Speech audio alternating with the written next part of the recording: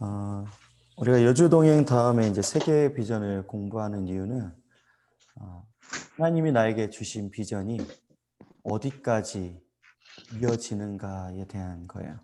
하나님이 우리에게 비전을 주셨는데 오늘 삶의 비전을 우리에게 주셨는데 그 비전이 세계 열방까지 연결되어 있다는 것을 오늘 저희들에게 알려주는 부분이거든요. 그래서 우리 함께 공부하면서 이 세계 비전에 대해서 같이 공부하는 우리가 되었으면 좋겠습니다. 네. 자, 우리가 세계 비전은 앞으로 3번의 시간을 통해서 함께 공부할 텐데요. 오늘 우리가 함께 공부할 부분은 주님의 비전. 주님의 비전이 무엇일까? 이 부분에 대해서 우리가 함께 공부하고요. 그리고 그 다음에는 이스라엘 부르신 하나님의 목적. 하나님의 뜻이 어디 있는가에 대해서. 그리고 3번째는 거룩한 공동체. 오늘 우리 교회에게, 오늘 저와 여러분에게 함께 주신 비전이 있어요. 그것 또한 같이 공부하는 시간을 갖도록 하겠습니다. 네, 오늘 우리가 주님의 비전을 공부하는데요. 주님의 비전 굉장히 좀 분량이 길어서 2시간에 걸쳐서 하려고 해요. 오늘과 그리고 다음 주에 걸쳐서 2번 하도록 하겠습니다. 이렇게 진행을 할게요. 자, 이제 첫 번째 주님의 비전 우리가 같이 공부하겠습니다.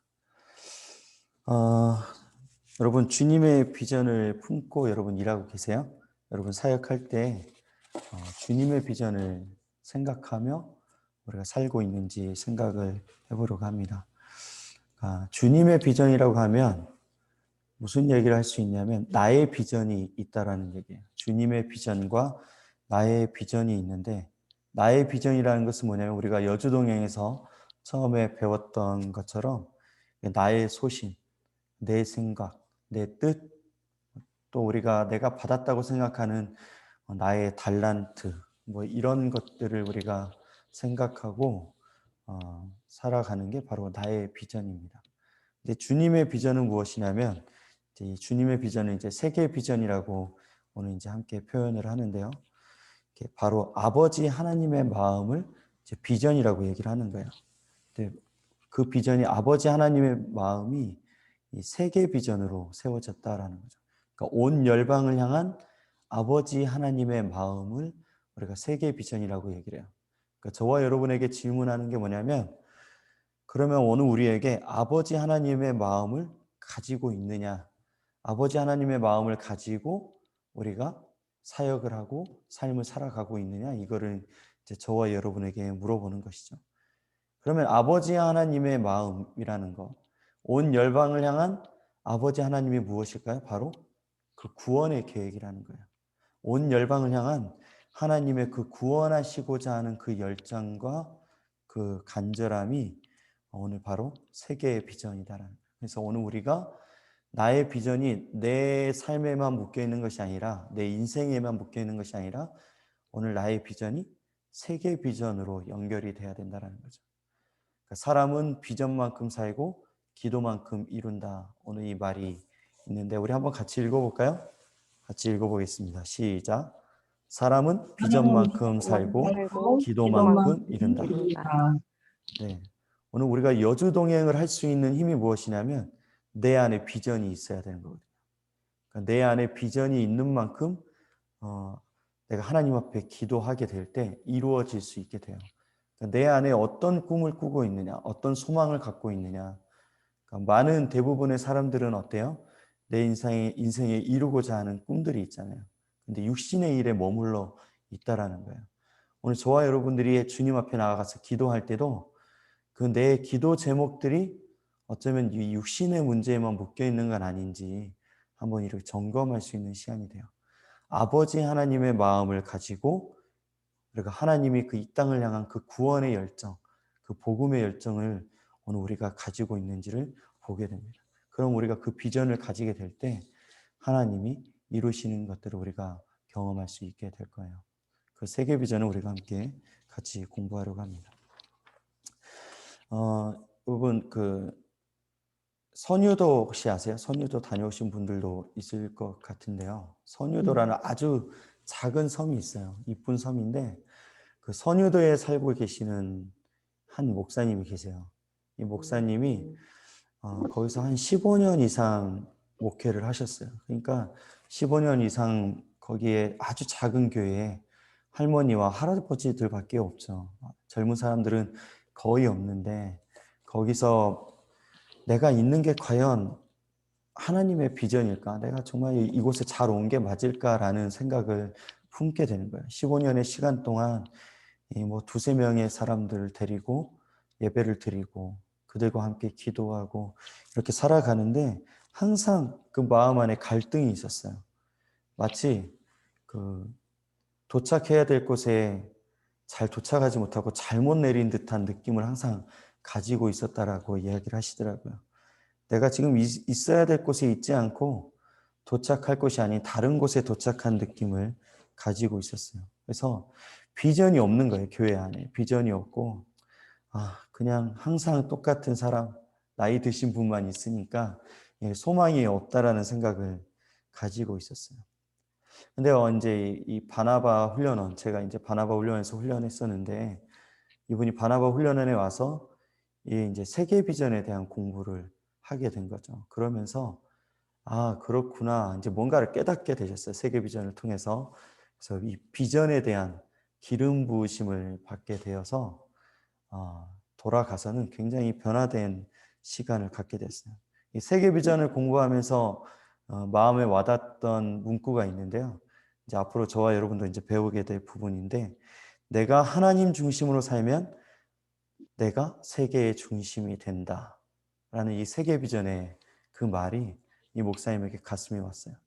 내가 있는 그 섬, 아주 작은 곳이 내 삶의 전부가 아니라 내가 있는 그 자리가 세계의 중심이 되고 내가 하나님 중심으로만 있으면 어떠한 형편에 있든지 어떠한 나이를 가졌든지 어떤 외모를 가졌든지 어떤 형편에 있든지 하나님이 나를 세계의 중심으로 만들어 주신다라는 것을 이제 깨닫게 된 거예요. 그래서 세계 지도 이제 이 지구본을 하나 사셨어요. 지구본을 하나 사서 가져가 가지고 이제 지구본을 딱 돌려서 보니까 지구 중에 이제 한국 있잖아요. 한국에 보니까 이 선유도가 없는 거예요. 그래서 이 세계의 중심인 선유도가 없잖아. 그러면서 선유도를 딱 그렸어요. 한국 옆에다가 그리고 여기다가 선유도 십자가를 세워서 선유도 교회를 딱 세운 거야. 그러고 보니까 지구 전체의 중심이 선유도 교회인 거예요. 그래서 지구의 중심, 세계의 중심이 바로 우리 교회구나.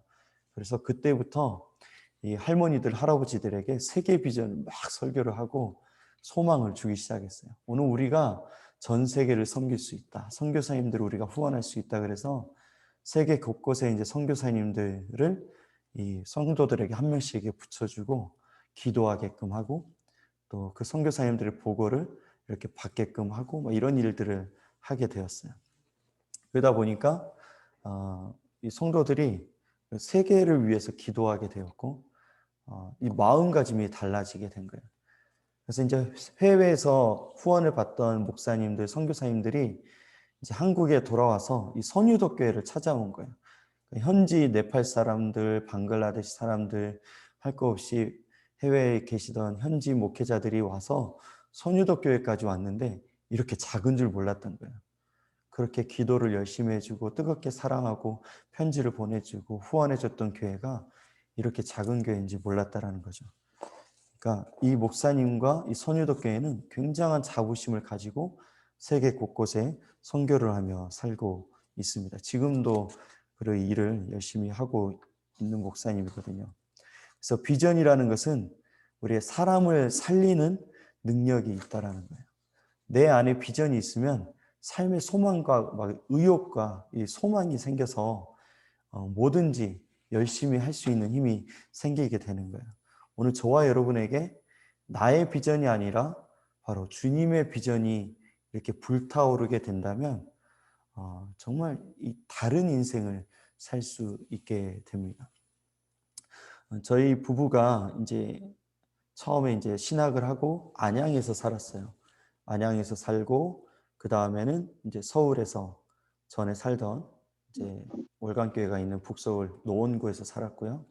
그리고 그 다음에 이제 용인으로 이제 왔어요. 근데 이 갈 때마다 항상 우리가 소망을 품고 기도했던 건 뭐냐면 그 복음 전도였어요. 이제 저희가 전도 폭발 출신이기 때문에 전도를 해야 되는 사명을 항상 마음에 품고 있었어요. 그러니까 만나는 사람들에게 복음을 전하고 이 캠퍼스에 가서 그리고 놀이터에 가서 아이들에게 복음을 전하는 일을 열심히 했어요.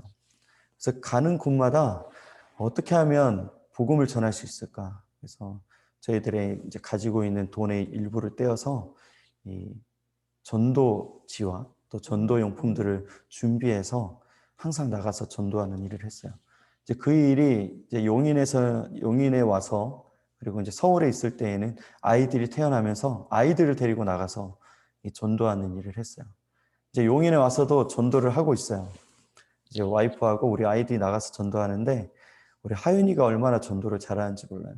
하윤이가 가서 전도를 다 해요. 이제 이게 오랜만에 하다 보니까 예수님 믿으세요. 근데 코로나 상황 가운데 이게 하기가 쉽지 않잖아요. 이제 마스크를 저희들 준비해가지고 용인 비전교회 이렇게 딱 붙여서 나가서 전도를 하는데 우리 사모가 이거는 저는 예, 복 받으세요 이렇게 얘기는 하는데 교회 나오세요 예수님 믿으세요 얘기를 못해요. 하윤이가 엄마 예수님 믿으세요 이야기를 해야죠. 왜 그 이야기는 안 하고 마스크만 주냐고 핀잔도 듣기도 하고 하윤이가 다 가서 이렇게 전도하는 일을 합니다. 그러니까 이 일이 너무나 기쁨이 되는 거예요. 벌써 이제 저희 집에 가보면 아이들이 막 와 있어요. 그 아이들을 데리고 성경 공부를 하고 그 아이들에게 복음을 전하고 함께 이 하는 일들을 하고 있습니다. 그러니까 오늘 우리가 어디를 가든지 그 예수님의 비전을 마음에 품고 있으면 기대를 하는 거예요. 하나님이 오늘 누구를 만나게 하실까? 어떻게 하나님을 전할 수 있도록 주님이 상황을 만들어 주실까? 이런 기대와 소망이 막 안에서 막 일어나게 되니까 삶의 하루하루가 기쁨과 소망으로 이렇게 바뀌어지는 것을 경험하게 됩니다. 사랑하는 여러분 전도하는 일이 부끄러운가요? 저는 원래 전도하는 게 부끄러웠어요. 되게 부끄럽고 누군가에게 말을 거는 게 쉽지 않은 사람이에요. 그런데 이 전도를 해보니까 한 사람에게 복음이 들어가고 그 한 사람이 주님께로 돌아오는 이 기쁨이 내 안의 영혼을 살리게 하는 일들이 되더라고요. 그래서 여러분도 때를 얻든지 못 얻든지 이 복음을 전하는 일, 이 세계 비전, 결국 나의 존재가 하나님의 그 사랑을 전하는 데 있다라는 것을 깨닫고 나아갈 수 있는 우리가 되었으면 좋겠습니다. 네. 네, 그런 소망을 품고 우리가 함께 나아갔으면 좋겠어요. 자, 그럼 우리가 이제 첫 번째 함께 말씀을 우리가 공부할 텐데요. 창세기 12장 1절에서 4절의 말씀을 우리 한번 같이 보도록 하겠습니다. 자, 창세기 12장 1절에서 4절 말씀을 같이 읽어볼게요. 우리 합독해서 읽겠습니다. 시작. 여호와께서 아브라함에게 이르시되 너는 너의 고향과 친척과 아버지의 집을 떠나 내가 내게 보여줄 땅으로 가라. 내가 너로 큰 민족을 이루고 내게 복을 주어 내 이름을 창대하게 하리니 너는 복이 될지라. 너를 축복하는 자에게는 내가 복을 내리고 너를 저주하는 자에게는 내가 저주하리니 땅의 모든 족속이 너로 말미암아 복을 얻을 것이라 하신지라. 이에 아브라함이 여호와의 말씀을 따라갔고 롯도 그와 함께 갔으며 아브라함이 하란을 떠날 때에 75세였더라. 아멘. 네, 여러분 이 복에 대한 이야기를 제가 이 비전교회 와서 이 청년부 첫 주부터 그리고 이 지금 알파라는 프로그램 하기 전까지 계속 복에 대해서 이야기를 했어요. 그러니까 우리가 어떤 존재인가? 바로 복된 존재이다. 하나님이 그렇게 우리를 복된 존재로 만들었다라는 거예요. 하나님 자체가 복이잖아요. 하나님이 복의 근원이에요. 복 자체이신 그분으로부터 나온 우리가 누구겠어요? 바로 복이다라는 것이죠. 여러분 제가 복에 대한 설교를 한 4가지, 5가지 이어서 하거든요. 창세기 12장에 나오는 아브라함의 복, 그리고 두 번째는 마태복음 5장에 나오는 팔복, 그리고 세 번째는 어디냐면 바로 그 시편 1편부터 5편까지 나오는 시편 서론에 나오는 복에 대한 말씀을 제가 했어요. 여러분 궁금하시면 유튜브에서 찾아보시기 바랍니다. 네. 이렇게 설교를 했고요. 또 여러분에게 하고 싶은 이야기를 또 할 때가 있을 것 같아요. 이제 우리가 복에 대해서 우리가 함께 공부를 하게 될 텐데요. 첫 번째 12장 1절에서 4절의 말씀을 보면 이제 여호와 하나님께서 아브라함을 부르시는 장면이 나옵니다. 이 아브라함을 부르시는 장면을 보면서 우리가 함께 나아갈 텐데요. 아브라함에게 어떻게 이야기하셨냐면 2절의 말씀 보니까 내가 너로 큰 복을 이루고 내게 복을 주어 내 이름을 창대하게 하리니 너는 복이 될지라. 오늘 첫 번째로 주님이 얘기하시는 중요한 부분, 너는 복이 될지라, 이 말씀과 3절의 말씀, 땅의 모든 족속이 너로 말미암아 복을 얻을 것이라, 이 두 가지를 얘기하고 있거든요. 너가 복이 될 것이고, 그리고 너를 통해서 모든 족속이, 모든 땅이 복을 얻을 것이다. 오늘 이 이야기가 두 가지가 중요한 부분입니다. 자, 그러면 우리가 한번 이제 창세기 전체의 이야기를 한번 볼 텐데요. 창세기의 말씀을 여러분 함께 보시면 1장부터 하나님께서 오늘 우리에게 이 천지를 창조하시면서 말씀하세요.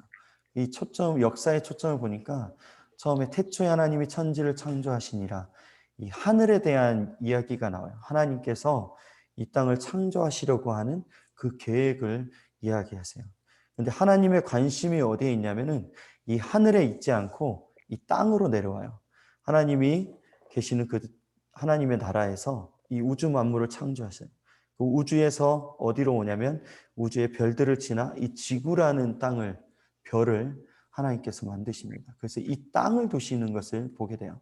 이 땅에 하나님이 관심을 가지고 초점을 두셔요. 그 이유가 무엇이냐면 이 땅에 하나님의 형상으로 지음받은 그 사람을 창조하셨기 때문에 그래요. 그 하나님의 관심이 어디 있냐면 이 모든 역사의 초점은 하늘과 땅과 그리고 사람에게 이어지고 있는 거예요. 그 하나님이 인간에게 이어지고 있다는 거예요. 왜 그 역사가 인간에게 이어지냐면 하나님이 그 인간을 창조하셨는데 인간이 죄를 짓고 타락하여 하나님과의 관계가 깨어졌기 때문에 그래요.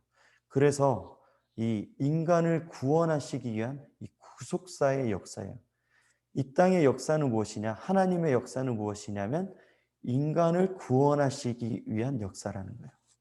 하나님이 인간을 어떻게 구원하셨냐라는 거예요. 그래서 창세기 1장과 2장의 말씀은 천지를 창조하시는 하나님의 그 역사가 나오는데 그 바로 3장부터 뭐가 나와요?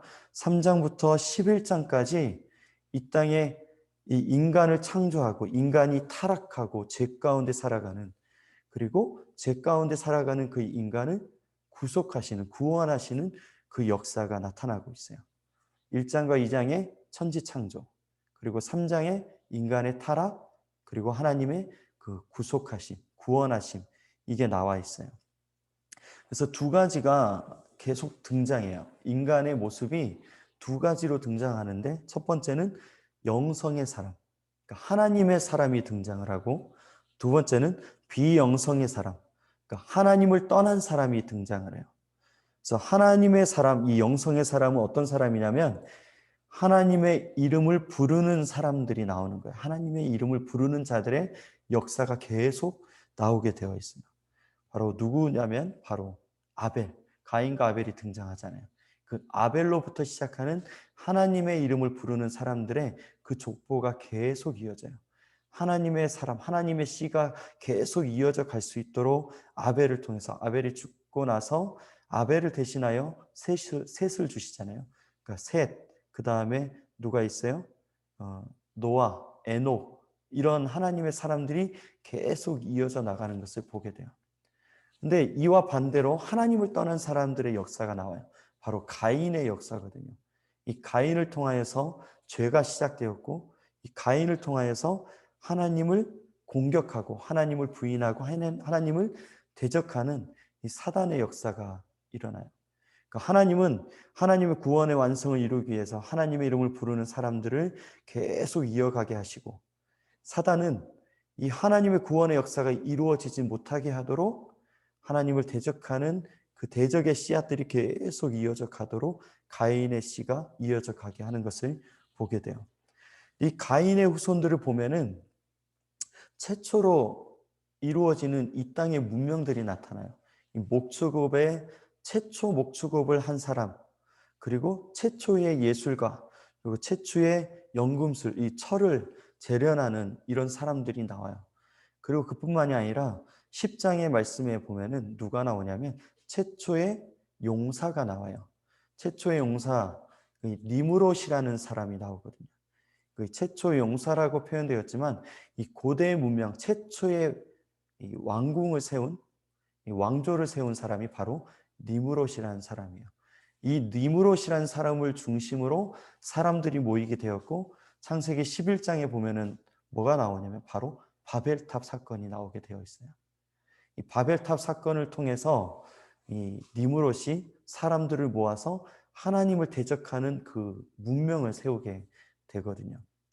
여러분, 이 11장 앞에는 뭐가 나오냐면 이 노아의 홍수가 나오잖아요. 하나님이 이 땅의 타락과 죄악으로 인해서 이 땅에 소망이 없음을 보고 완전히 다 물로 심판하십니다. 그 물로 심판하시고 하나님의 이름을 부르는 자들, 이 노아의 식구들만 빼고 다 세상의 것들은 다 하나님의 심판 가운데 빠지게 돼요. 그런데 또 시간이 흘러서 이 니무롯이라는 사람이 나와가지고 하나님을 대적합니다. 여러분, 이 바벨탑을 왜 세웠을까요? 바벨탑을 세운 두 가지 이유가 있어요. 바벨탑을 세운 이유 첫 번째는 무엇이냐면 이 바벨탑을 세워서 하늘에 닿게 하려고 했잖아요. 하늘에 닿게 한다라는 것은 두 가지 뜻이 있어요. 하나는 이 노아의 홍수처럼 이 땅에 하나님이 물로 심판하시더라도 우리는 그 심판을 당하지 않는다라는 거예요. 스스로 구원을 얻고자 하는 거예요. 그러니까 하나님의 심판 가운데서 우리는 살 수 있다. 이 인간의 교만함이 극대함을 나타내는 것이 바로 바벨탑이었어요. 그래서 하나님께서 언어를 혼잡하게 하셔서 인간을 흩어버리신 것이죠. 그러니까 이 바벨탑이 멈추게 된 거예요. 그러니까 하나님의 심판 그 누구도 피할 수 없는 거예요. 이 니무롯이라는 사람이 하나님의 심판을 피하려고 했던 것이고, 또한 두 번째는 하나님이 나의 주인이 아니라 내가 나의 주인이다라는 거예요.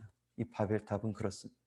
지금 이 시대가 이 욜로족이라는 것을 오늘 우리에게 보여주면서 잘 알듯이 나는 내가 주인이다. 이게 바로 이 바벨탑을 세웠던 인간의 마음과 똑같은 거예요. 그러니까 내가 나의 주인이다. 사랑하는 여러분, 오늘 우리의 주인은 누구죠? 예수 그리스도. 바로 하나님이 우리의 주인이다라는 것. 이게 바로 오늘 우리의 소망입니다. 그러니까 이 비전을 우리가 품고 나아갈 수 있었으면 좋겠어요. 우리가 함께 말씀을 봤던 것처럼 창세기 12장 1절과 2절에 이 아브라함의 소명이 나와요. 이 소명이라는 것은 뭐냐면 부르심이에요. 하나님이 아브라함을 부르신 이유가 두 가지가 있다라는 거죠. 그 두 가지가 무엇인지 한번 보겠습니다. 자, 이제 말씀을 다시 하나씩 볼게요. 먼저 창세기 12장 2절의 말씀을 한번 우리 같이 읽겠습니다. 시작. 내가 너로 큰 큰 민족을 민족을 이루고 이루고 내게 내게 복을 복을 주어 주어 내 내 이름을 이름을 창대하게 창대하게 하리니 하리니 너는 너는 복이 복이 될지라. 될지라. 네, 오타가 나왔네요. 내가를 빼야 되는데 내가 너로 큰 민족을 이루고 내게 복을 주어 내 이름을 창대하게 하리니 너는 복이 될지라. 자, 오늘 하나님이 부르신 이유 그 첫 번째는 무엇이냐면 내게 복을 주기 위함이다 라는 거예요. 하나님이 아브라함을 부르신 이유는 무엇이냐면 내가 너에게 복을 주기 위함이다 라는 거죠. 여러분, 아브라함이 살던 곳이 어디였죠? 이 갈대아 우르라는 곳이었어요. 그 굉장히 큰 문명, 큰 도시를 이루고 있는 곳이었고, 그 도시의 중심에 어떠한 사상이 있냐면 이 우상 숭배가 가득했어요. 아브라함의 아버지 데라가 이 우상을 만드는 일을 했던 것으로 알고 있듯이 이 아브라함이 있던 곳이 죄악이 가득한 곳이었어요. 인간의 가치관과 그 인간 중심, 그 우상을 섬기며 자기가 원하는 대로 살던 곳이었어요. 그래서 아브라함에게 복이 필요했던 거예요. 하나님의 복이 필요했어요. 하나님이 복이고 우상, 다른 신들, 내 중심으로 살아가는 자들에게는 뭐가 있어요? 심판과 멸망이 있기 때문에 아브라함이 복을 받아야 될 필요가 있었던 거예요. 그래서 하나님이 첫 번째로 오늘 우리에게 주시는 것은 무엇이냐면 바로 복이에요. 복을 주신다라는 거예요. 하나님 앞에 복을 받는 일이 가장 최우선이 되어져야 된다라는 거예요. 바로 이 갈대아 우르라는 곳, 불신앙의 그 세계에서 하나님께서 복을 주시고 새롭게 하시겠다라는 것을 오늘 우리에게 알려주시는 거죠. 두 번째는 뭐예요? 너는 복이 될지라. 하나님이 우리를 부르신 목적이 바로 복을 주시고 복으로 만드시는 거야. 우리 개역 한글에서는 이 어떻게 번역이 되었는지 여러분 혹시 기억나세요? 너는 복이 될지라를 이 전 버전에서는 너는 복의 근원이 될지라라고 써 있어요. 어떻게 보면 이 개역 한글에 이 번역된 그 말이 우리에게 어떤 뜻인지 더 이해가 쉽게 되는 거예요. 복의 근원, 복의 출발이라는 뜻이잖아요. 그러니까 나부터 복이 시작된다라는 거. 그러니까 근데 이 번역이 맞는 게 복 자체라는 의미이기 때문에 그렇습니다. 하나님 우리에게 그냥 복을 주셔서 복을 받는 것이 아니라 복 자체가 되어버리게 하는 것이에요. 그냥 복이 되는 거죠. 그 상태가 완전히 변화되는 것을 우리에게 알려주십니다. 이 복의 근원이 될지라. 그러니까 하나님께서 우리에게 복을 주시고 복이 되라라고 얘기하시는 거예요. 그러니까 죽을 수밖에 없는 상태에서 단순히 복을 받아서 덮여지는 것이 아니라 완전히 옮겨져서 새로운 존재가 되어지는 거예요. 우리가 함께 말씀을 공부했던 것처럼 새로운 피조물이 되는 것이죠. 이전 것이 지나갔으니 보라 새 것이 되었도다 하는 것처럼 우리가 죽을 수밖에 없는 존재에서 완전히 변화되어서 복이 되어버린 것이죠. 오늘 아브라함에게 이러한 복을 허락하시는 거예요. 그래서 하나님의 복이 하나님이 복 자체이신데 하나님께서 아브라함에게 오심으로 아브라함이 복이 되었고 이 아브라함의 복이 이 복이 되면서 어떻게 되냐면 모든 족속에게 복을 주는 존재가 되어지는 거예요. 아브라함이 있는 모든 자리가 바로 복의 자리가 되는 것이죠. 자, 이것은 오늘 우리에게 적용하면 어떻게 되는 거예요? 하나님께서 우리에게 복을 주셔요. 하나님 우리에게 복을 주시는데 어떤 복이냐면 복이 되는 복을 주시는 거예요. 여러분 이거 기억나시나요? 내가 거룩하니 너희가 거룩할지라. 내가 거룩하니 너희가 거룩할지라. 이 말씀은 뭐냐면 하나님께서 내가 거룩하다라는 것은 그냥 원래 거룩한 상태를 얘기하는 거예요. 하나님 존재가 그냥 거룩하심이에요. 거룩함을 받아서 채워줘서 거룩함이 아니라 거룩하신 거예요. 그러니까 너희도 거룩하라 얘기할 때 그럼 오늘 우리도 완전히 거룩한 상태가 되라라고 하나님 말씀하셨으면 우리는 소망이 없어요. 절대로 우리는 거룩한 상태가 될 수 없어요. 거룩한 존재일 수가 없어요. 잃어버렸고 깨어졌기 때문에. 근데 하나님이 너희도 거룩하라 말씀하셨을 때 어떤 거냐면 거룩함의 길을 걸어가라라는 거였어요. 계속적으로 거룩함으로 나아가라라는 거예요. 그래서 우리는 이 여주 동행을 하면서 성화의 길을 걸어가는 거예요. 말씀을 배우면서 그 말씀이 내 안에 임하면서 점점 말씀대로 살아갈 수 있는 능력이 세워지게 되는 거고, 기도하면서 하나님이 응답하시고 역사하심을 경험하게 되어서 점점 내 삶이 하나님께 나아가는, 이 걸어가는, 움직이는 이 거룩함의 길로 가는 거예요. 근데 오늘 이 말씀은 이 거룩함의 상태에 이르는 것처럼 아브라함이 완전히 복이 되어버린다라는 거예요. 그러니까 우리가 있는 자리가 옮겨지는 것은 상태의 변화인 거예요. 아브라함이 복을 받는 것은 완전히 그냥 복 자체가 되어지는 거죠. 오늘 저와 여러분이 복된 존재라는 것은 바로 이러한 거예요. 오늘 우리가 여주동행의 길을 갈 때에는 점점 점진적으로 성화가 되어지고 하나님의 사람이 되어가지만 이미 우리는 지금 구원의 완성을 이룬 거예요. 하나님이 이루셨기 때문에 칭함을 받은 거죠.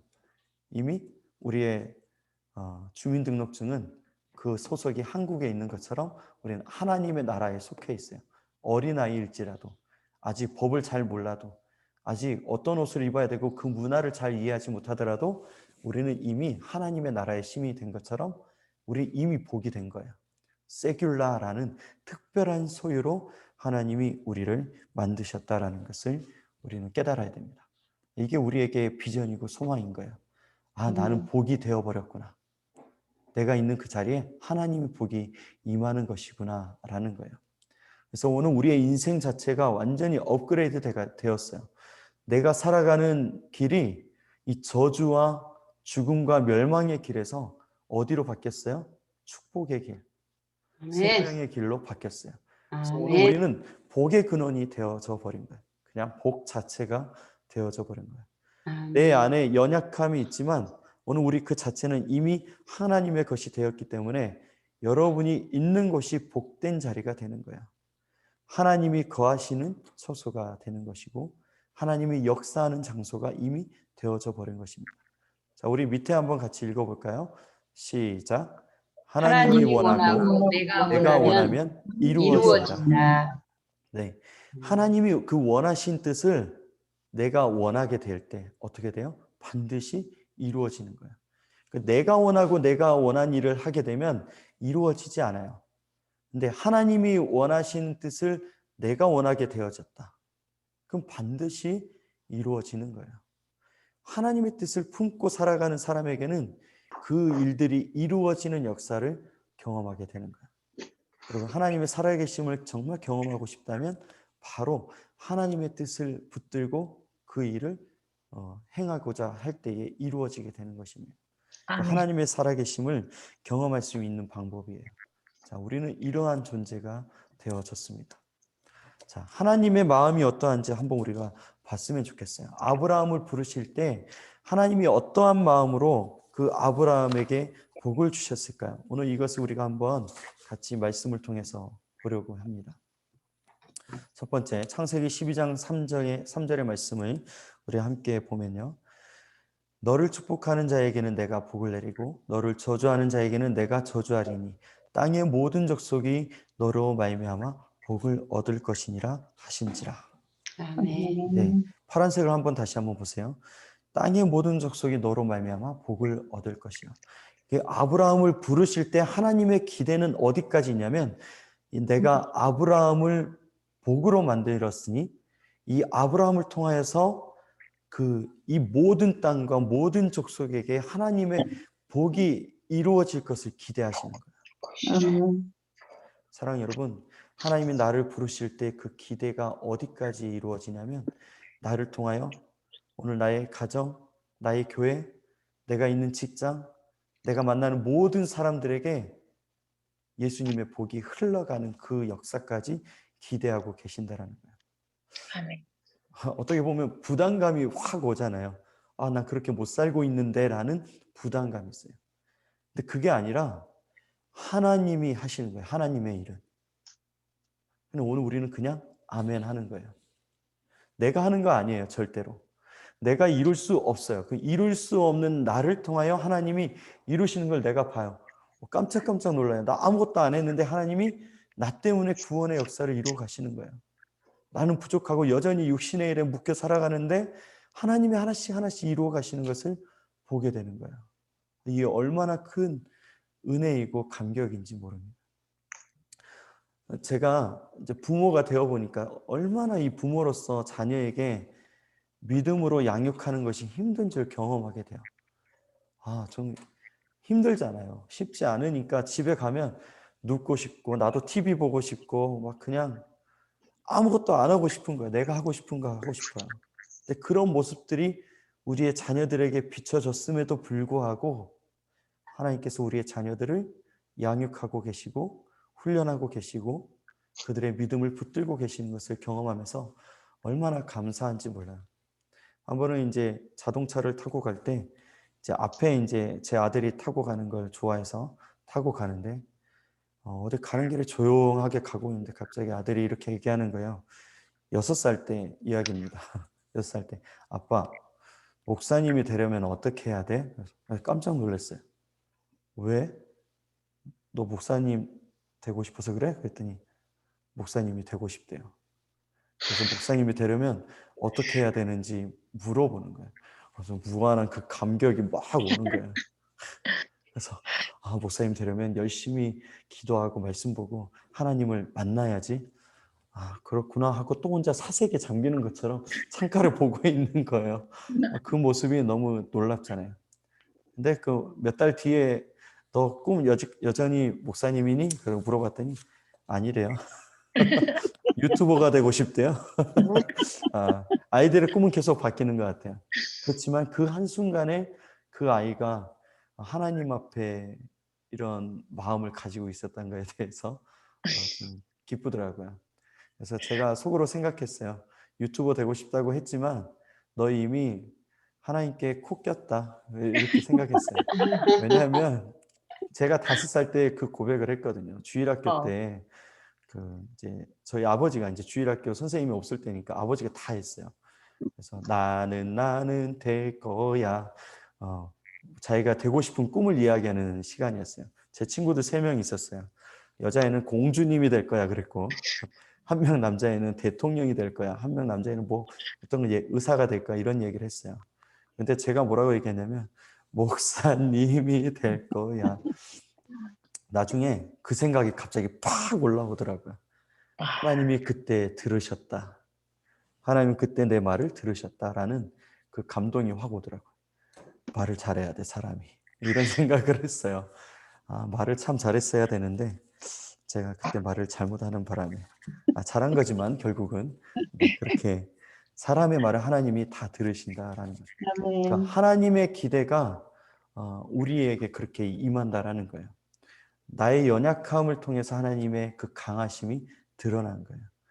5가지 중에 내가 할 수 있는 것 5가지 중에 다 할 수 있는 게 1가지가 있고 4가지를 못한다. 그럼 하나님이 이 4가지를 하나님의 능력으로 이루시는 거예요. 내가 할 수 있다고 생각한 것, 그것을 내 힘으로 하다 보니까 힘들어요. 이것까지도 할 수 없는 거였구나. 깨달을 때 내 인생 전체를 하나님이 하시게 되는 거예요. 그러니까 여러분이 할 수 있다라고 하지 마시고 모든 것 다 하나님께 의탁하시는 거예요. 내가 배웠고 경험했고 내가 알고 있는 것까지도 하나님께 묻고 질문할 때 하나님이 역사하시는 거예요.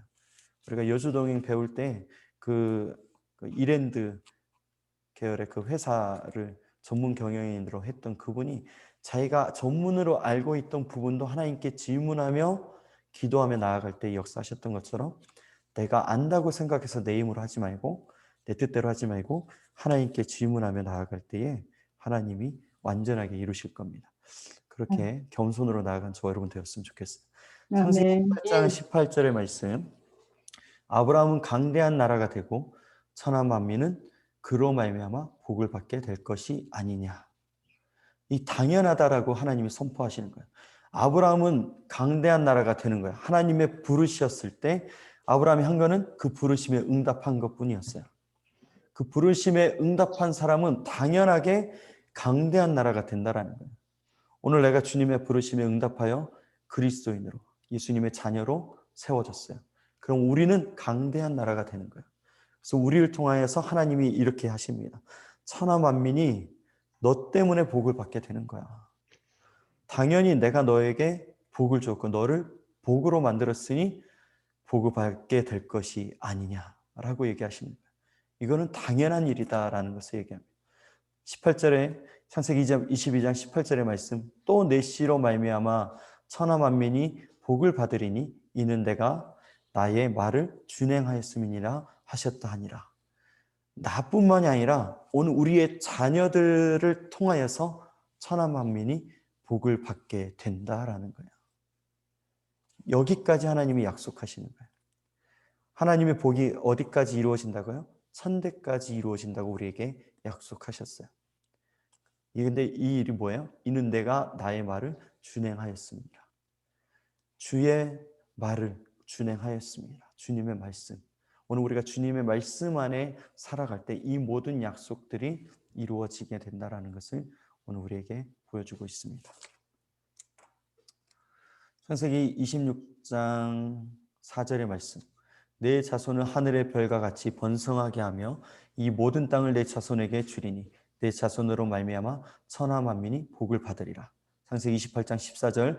내 자손이 땅의 티끌같이 되어 내가 서쪽과 동쪽과 북쪽과 남쪽으로 퍼져 나갈지며 땅의 모든 족속이 너와 내 자손으로 말미암아 복을 올 받으리라. 받으리라. 아멘. 아멘. 할렐루야. 여러분, 아멘.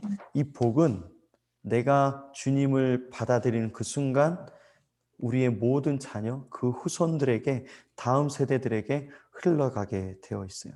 아멘. 너로 말미암아, 아브라함으로 말미암아 복을 얻게 될 것이다.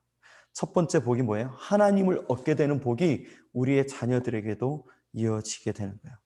이 한 사람의 믿음이 얼마나 귀한 것인지를 오늘 우리에게 말씀하고 있어요. 천하 만민에게 흘러간다라는 거예요. 자, 오늘 우리의 복이 하나님에게서 나에게로 이어져요.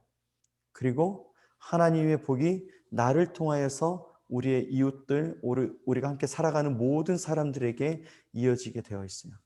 이게 바로 뭐예요? 십자가예요. 하나님께로 나에게 이어지는 복. 그리고 예수 그리스도의 복이 오늘 우리를 통하여서 옆으로 우리의 함께 살아가는 모든 사람에게 이어져 나가는 것. 이게 바로 십자가의 의미입니다. 하나님과 내가 연결되고 이웃과 이웃이 예수 그리스도로 연결되는 것.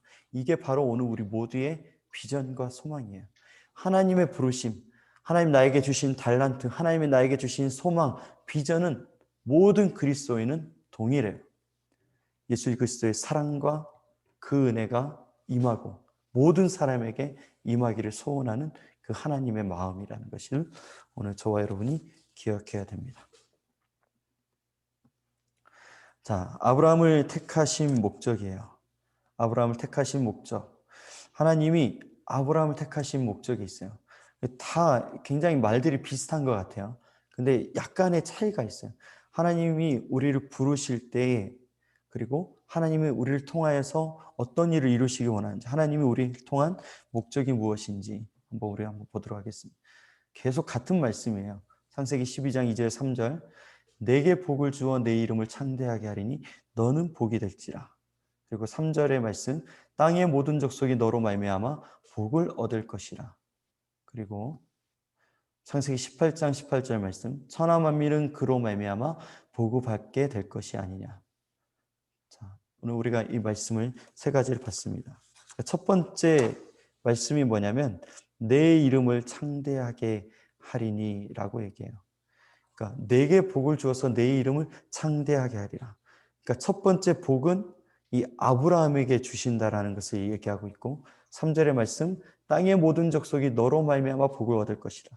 두 번째 복의 목적은 바로 땅의 모든 족속에게 복이 임하기 위함이다라는 것을 얘기하고 있어요.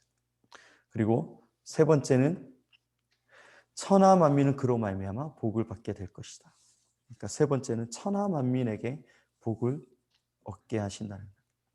아브라함을 부르신 목적, 아브라함을 택하신 목적은 뭐냐면 아브라함이 복이 되고, 그리고 아브라함의 땅의 모든 족속들이 복을 받게 되고, 그리고 더 나아가서 천하 만민에게 복을 얻게 되어지기 원한다는 거예요. 이게 저와 여러분에게 향하신 하나님의 뜻이다라는 거예요. 나를 통하여. 자, 오늘 샘 근원의 원리라는 것을 한번 보시면요. 여러분, 샘의 근원 혹시 가보셨나요? 그 한강의 근원 태백에 있죠? 검룡소인가요? 저도 한 몇 번 가봤는데요. 이 검룡소에 가봤더니 그 한강의 큰 물줄기의 근원이거든요. 그 샘. 가서 거기를 봤더니 밑에서 뽀글뽀글 물방울이 올라와요. 계속 마르지 않고 물이 계속 올라와요. 물은 계속 흐르는데 절대 가뭄이 와도 그 물은 마르지 않고 있습니다. 그러니까 오늘 우리가 하나님의 복이라는 것은 오늘 우리가 움켜쥐어도 더해지지 않고 여전히 그 수준대로 있는 것 같아요. 복을 계속 퍼내어도, 복을 계속 나눠도 나에게 주신 하나님의 복이 줄어드는 것이 아니라 계속 여전히 하나님의 복은 나에게 있다라는 거예요. 그러니까 이 샘 근원의 원리를 사용해서 우리는 이 복의 삶을 살아야 돼요. 복을 전해줘야 돼요. 내 안에 머물지 않도록 계속 흘려보내는 이 일을 오늘 저와 여러분이 해야 됩니다. 이게 바로 하나님이 나에게 복된 삶을 주시는 이 복의 원리예요. 자, 이제 하나님의 부르심과 명령에 대해서 우리가 한번 보도록 하겠습니다. 이 말은 무엇이냐면 이제 우리가 이 복이 되기 위한 준비, 이 조건이 필요하다는 거예요. 이 복된 삶을 살기 위해서는 우리가 반드시 해야 되는 게 있어요. 그게 뭐냐면 바로 여주동행이에요. 우리가 왜 여주동행을 하냐면 하나님의 복으로 살기 위해서예요. 하나님의 그 복된 삶으로 흘려보내는 삶을 살기 위하여라는 거예요. 우리의 비전, 하나님의 마음을 가진 하나님의 비전을 이루기 위해서 반드시 붙잡아야 되는 거예요. 이게 바로 여주동행이다라는 것을 여러분 기억하셔서 이 여주동행의 삶을 계속 살아야 됩니다. 창세기 12장 1절 우리 다시 한번 읽어볼게요. 같이 읽겠습니다. 시작. 여호와께서 아브라함에게 이르시되 너는 너의 고향과 친척과 아버지의 집을 떠나 내게 보여줄 땅으로 가라. 아멘. 자, 여러분 제일 먼저 해야 될 것은 무엇이냐면 이 아브라함의 복이 어떤 복이냐면 떠남의 복이에요. 여러분 복을 받기 위해서는 가장 첫 번째로 해야 되는 것은 떠나는 것이에요. 너는 너의 고향과 친척과 아버지의 집을 떠나라. 우리가 복이 되기 위한 첫 번째 훈련은 바로 떠남입니다. 그래서 청년부에게 첫 번째로 얘기했던 그 복이 뭐냐면 떠남의 복이에요. 창세기 12장의 복은 무엇이냐면 떠남의 복입니다. 아브라함이 주님의 부르심, 여호와 하나님의 부르심에 응답하여 자기가 있던 그 고향, 친척, 아버지의 집을 떠났다라는 거예요. 갈 바를 알지 못했지만 그가 떠났어요. 일단 그곳에서 나오는 일을 했어요.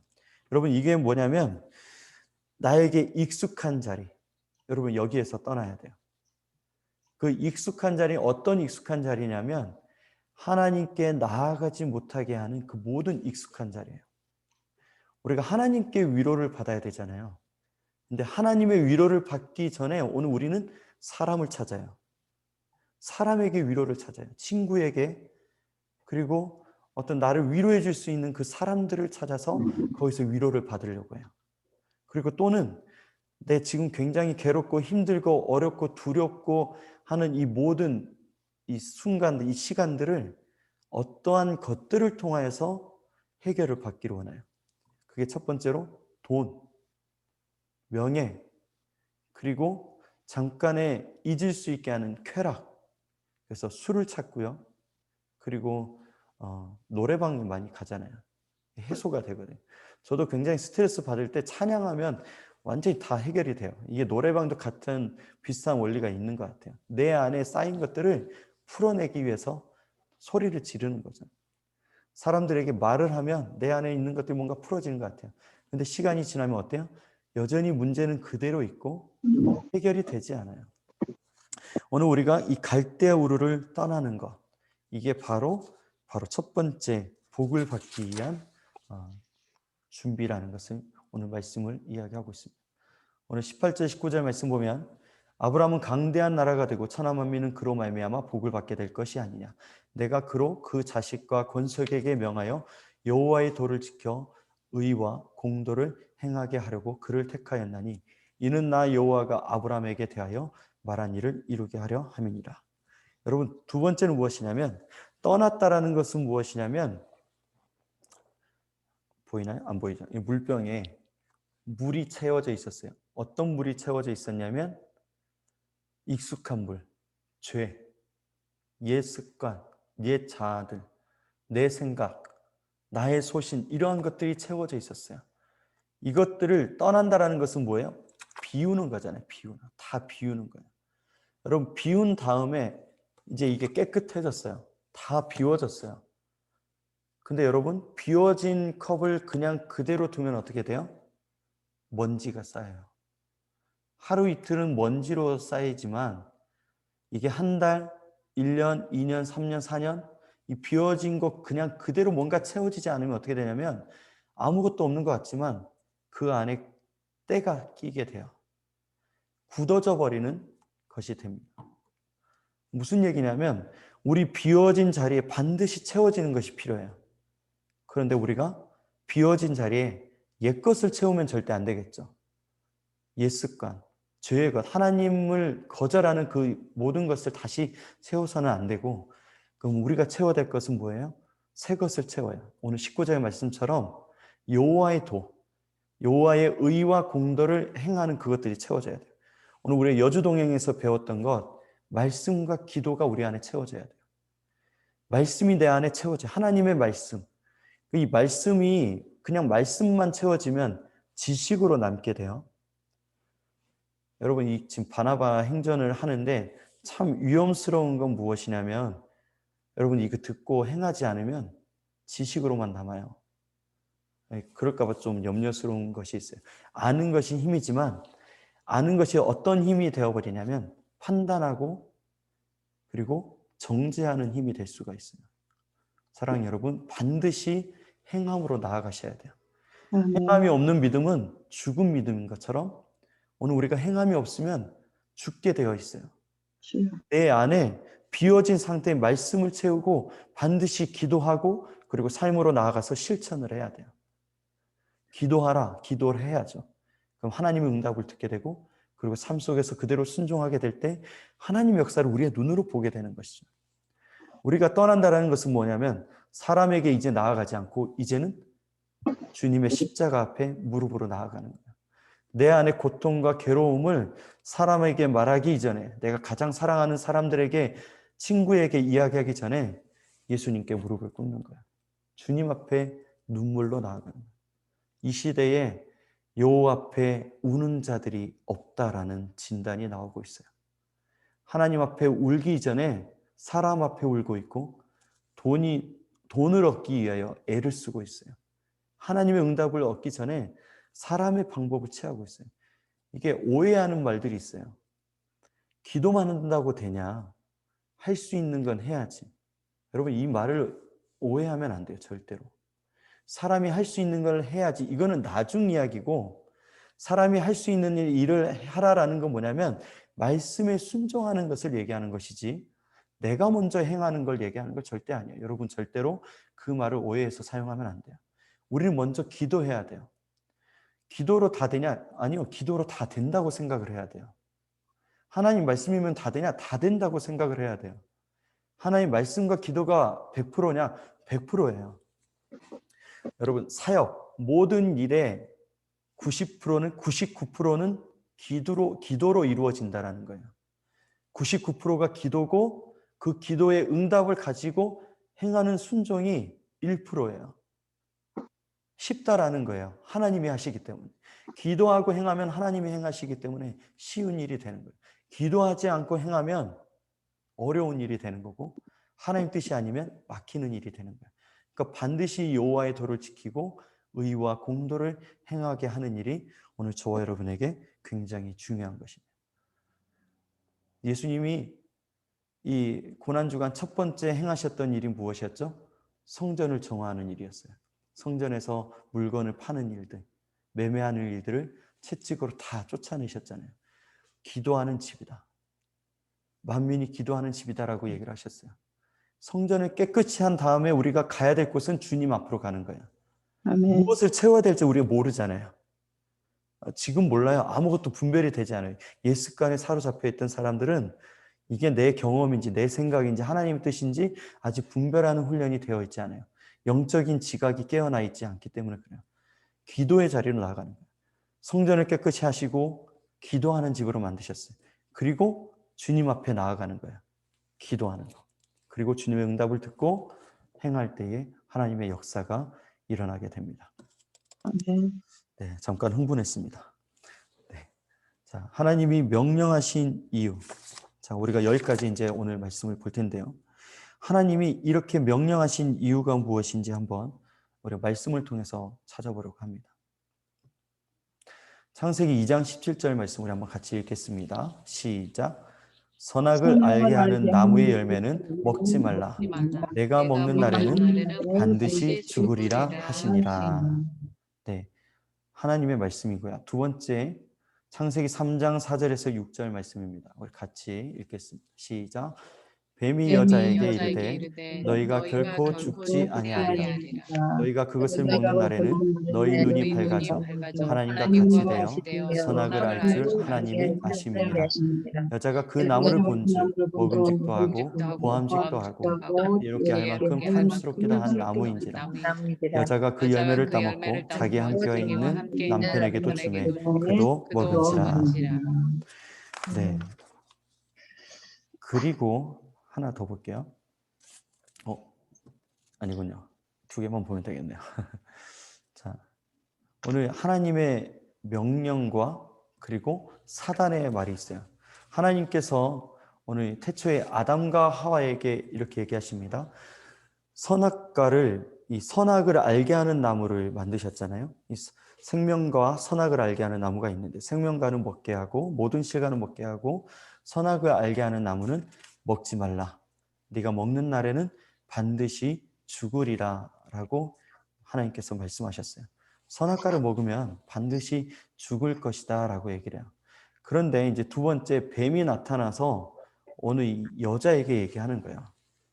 결코 죽지 아니하리라. 뱀의 말은 무엇이냐면 여자에게 이 여자야, 하와야, 너 그거 먹어도 절대 죽지 않아. 그거 먹으면 어떻게 돼요? 눈이 밝아져서 하나님과 같이 될 거야. 그러니까 여자의 마음이 어떠냐면 그 나무를 보니까 되게 보암직도 하고 먹음직도 하고 지혜롭게 할 만큼 너무나 탐스러운 거야. 그래서 결국 어떻게 되냐면 여자가 그 나무 열매를 따먹고 자기와 함께하고 있는 그 여자에게도 주었다라고 이야기를 하고 있습니다. 사랑하는 여러분, 이 하나님의 말씀과 이 뱀의 말이 오늘 저와 여러분에게 있다라는 사실을 기억해야 돼요. 모든 일에 하나님의 말씀이 있어요. 그리고 우리를 유혹하는 뱀의 말이 있어요. 이 선악과는 하나님이 정하신 선이었어요. 왜 선악과를 만드셨나라는 이제 질문들을 우리 아이들이 많이 하고 어른들도 하고 싶지만 그거 질문하면 믿음이 없다고 할까 봐 참고 있는 분들도 꽤 많이 있잖아요. 선악과를 왜 만드셨을까? 이 선악과가 없었으면 그냥 아무 문제 없이 살 수 있었을 텐데. 근데 여러분, 이 에덴 동산에 이 아담과 하와가 막 뛰놀면서 거닐어요. 하나님이 엄청난 능력을 주셨어요. 이 어떤 능력을 주셨냐면 그 모든 동물들의 이름을 지어 주어도 지치지 않는 능력이에요. 이 혼에 엄청난 능력이 있었어요. 정신적으로 엄청난 능력. 하나님의 그 형상으로 지음받았기 때문에 잠을 자지 않아도 되잖아요. 그곳에서 살고 있어요. 근데 그들이 막 뛰어놀다가 동산 중앙에 오면 뭐가 있냐면 생명나무와 선악과가 있어요. 선악을 알게 하는 나무가 있어요. 선악을 알게 하는 나무를 보면 어떻게 돼요? 그들이 깨달아요. 아, 맞다. 하나님이 이 모든 걸 나에게 주신 거였지. 에덴 동산의 모든 걸 나에게 허락하신 거였지라고 기억하는 거예요. 이 선악을 알게 하는 나무는 하나님을 기억하게 하는 일을 하게 되는 거였어요. 하나님을 기억하고 하나님을 잊지 않고 그리고 모든 것들을 허락하신 하나님 앞에 감사할 수 있게 하는 그 하나님의 기준이었어요. 그런데 이 선악과를 보고 그것을 따먹겠다라는 것은 무엇이냐면 오늘 이 말씀처럼 하나님과 같이 되고 싶다라는 욕심이 있는 거예요.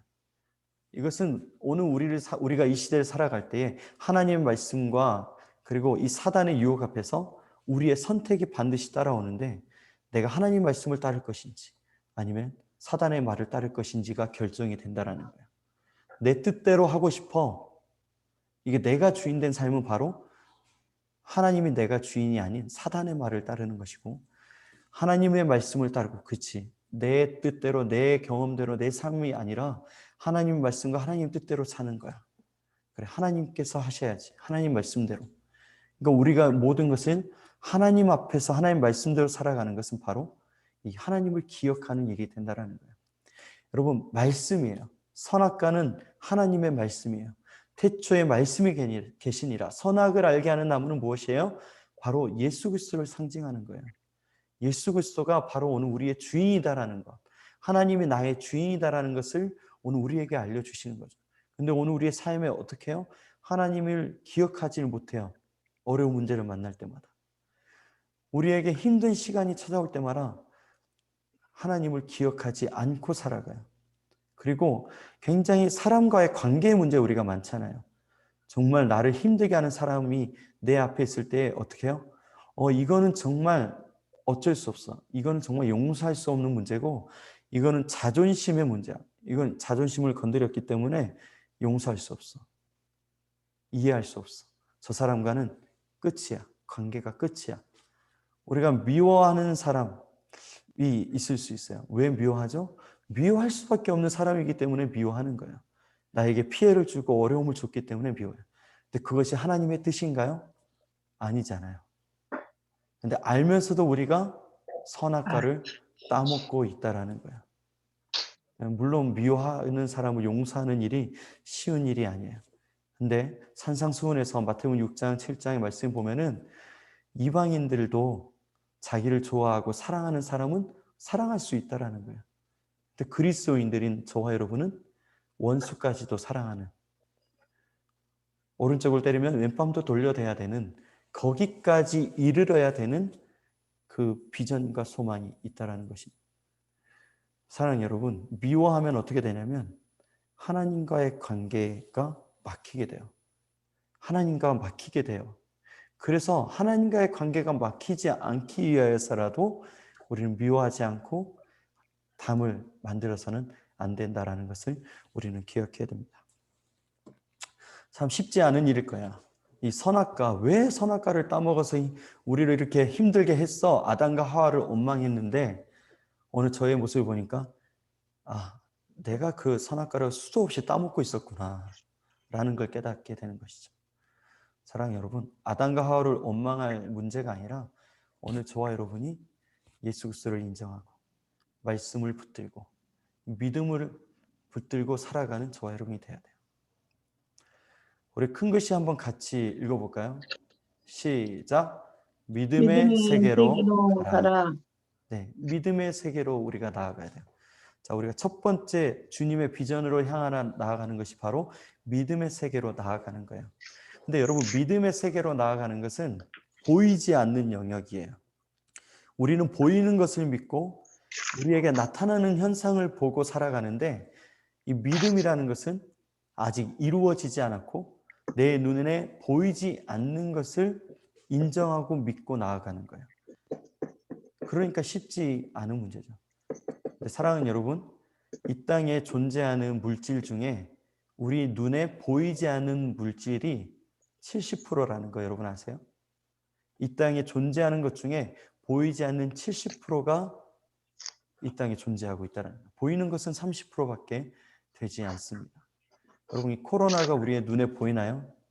보이지 않는데 우리에게 엄청난 이 생명의 문제까지 다가오는 것처럼 이 땅에 많은 것들이 보이지 않는 것들로 이루어지는 거예요.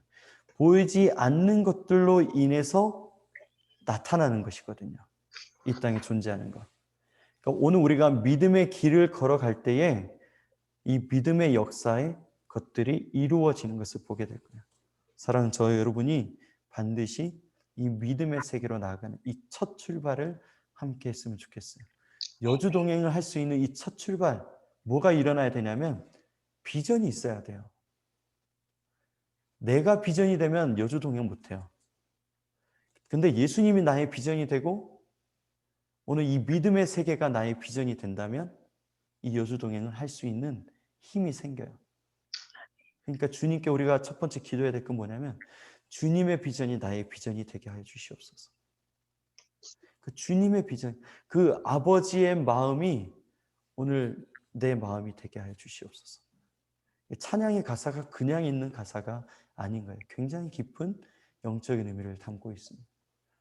자, 이제 마무리하려고 합니다. 사랑하는 여러분, 믿음의 세계로 나아가는 것은 처음에는 쉽지 않아요. 근데 한 발을 내딛는 순간 오늘 우리는 어때요? 한 발 더 내딛을 수 있어요. 주의 말씀은 내 발의 등불이요라고 얘기했잖아요. 주님의 말씀이 오늘 내 앞길을 확 열어주는 그런 빛이 아니라, 여러분 옛날에 그 시골에 살 때 후레쉬 알죠? 후레쉬 비추고 다녀보셨나요? 그 이전에는 호롱불 세대도 있나요 혹시? 그 세대는 없는 것 같기도 한데요. 후레쉬를 비추고 이 시골길 다닐 때 굉장히 무서워요. 그런데 이 앞에만 보이잖아요. 딱 한 걸음 내디딜 만한, 두세 걸음 내디딜 만한 그 앞에만 보여요. 그러니까 주의 말씀이 내 발의 등불이라는 것은 앞으로 한 발짝 내디딜 곳이 보이는 거예요. 어디로 가야 될지. 여주 동행을 할 수 있는 첫 번째 발걸음이 바로 무엇이냐면 비전이에요. 비전. 세계 비전. 하나님이 나에게 복을 주셨다. 나를 복으로 만드셨다. 이게 우리의 비전이에요. 그 복이 어디까지 이루어지냐면 나는 감히 상상할 수도 없는 세계 열방까지, 천하 만민까지 되어진다. 내가 예수님 믿으면 천하 만민에게 복음이 전파되는 일이 된다라는 거예요. 아직 거기까지 우리에게 보이지 않아요. 근데 하나님이 거기까지 계획하고 생각하고 있다는 것을 여러분 기억하시고 이 비전 품을 수 있도록 여러분 기도하셨으면 좋겠습니다.